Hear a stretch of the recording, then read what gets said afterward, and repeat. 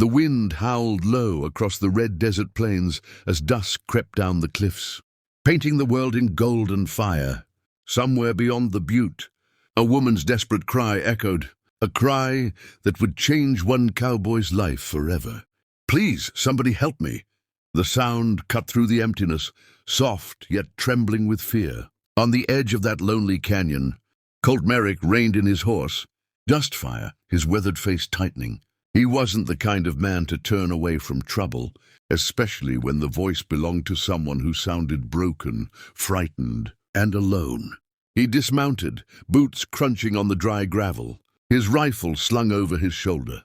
The sun slipped behind the ridge as he called out, "Who's out there?" For a moment, only silence answered. Then came a faint sob. He followed the sound and found her, an Apache woman, her dark hair tangled, her face streaked with dust and tears.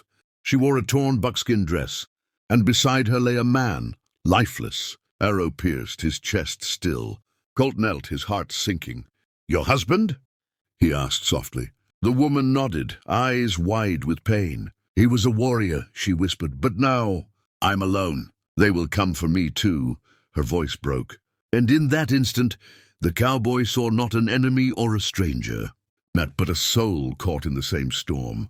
He'd known once himself. The moment gripped him deep, stirring memories he had buried long ago. The loss of his own wife years back, taken by fever during the long winter. That same helpless ache reflected in this widow's eyes. It was then Colt made a silent vow. He'd protect her, not because he owed her anything, but because no one deserved to be left behind in this cruel land. He helped her stand, brushing the dust from her trembling hands. "You're safe now, ma'am," he said gently. "My name's Colt Merrick. I'll get you out of here." She hesitated, eyes flickering with distrust and gratitude. "They'll kill you if they find you with me," she warned.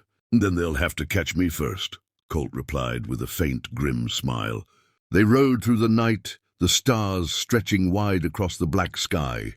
The desert whispered their fears back at them, every rustle, every distant coyote cry, every gust of wind sounded like a threat. She told him her name was Naya, that her husband had died defending their land from a band of bounty riders who mistook them for raiders. "They burned our camp," she said softly. "And they're still hunting." Colt clenched his jaw.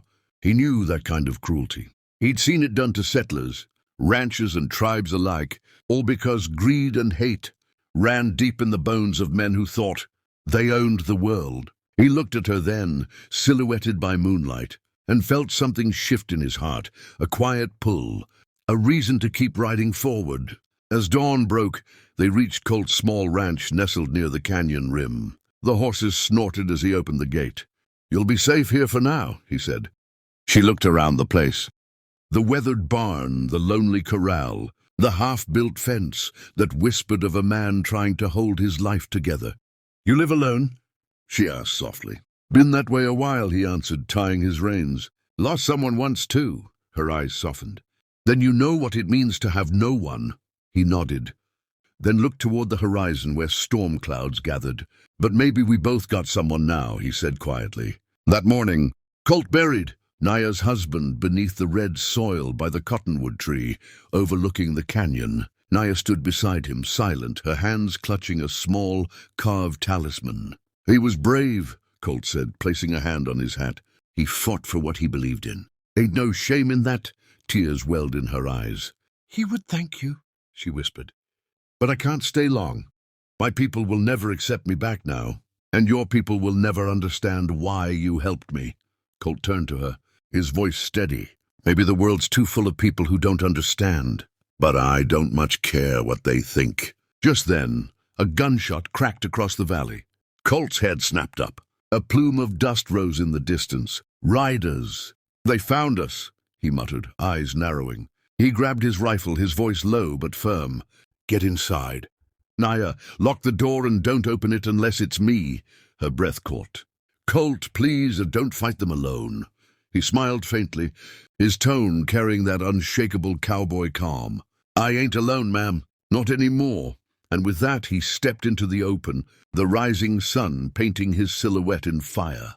The riders approached fast. 3, maybe 4 men, faces hidden beneath wide-brimmed hats. Colt took cover behind a wagon, dust swirling around him, heart steady as the first shot whizzed past his ear. He returned fire, his rifle booming through the canyon. The men scattered, but Colt was quicker, sharper, every movement precise. Years of hard living had honed him for moments like this. Yet amid the chaos, his thoughts weren't on survival. They were on the woman inside that cabin.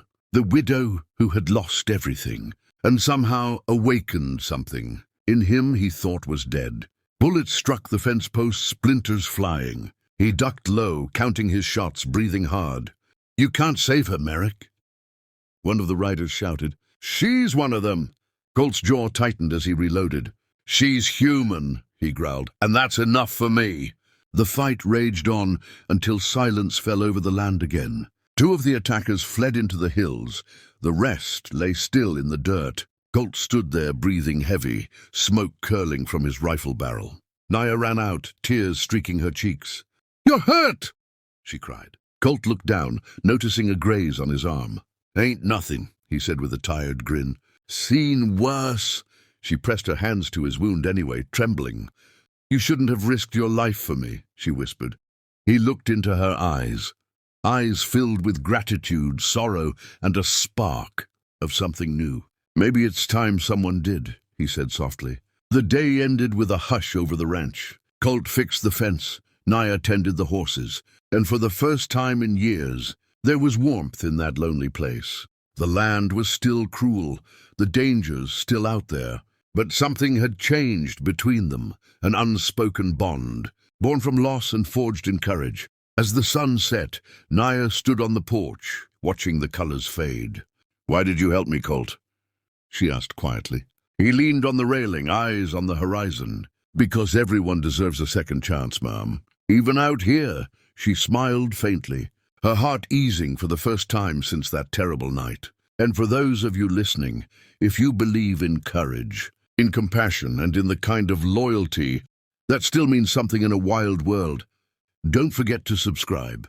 Because out here on Foreign Tenure Legends, every story reminds us that even in the hardest lands, there are still hearts brave enough to protect what's right.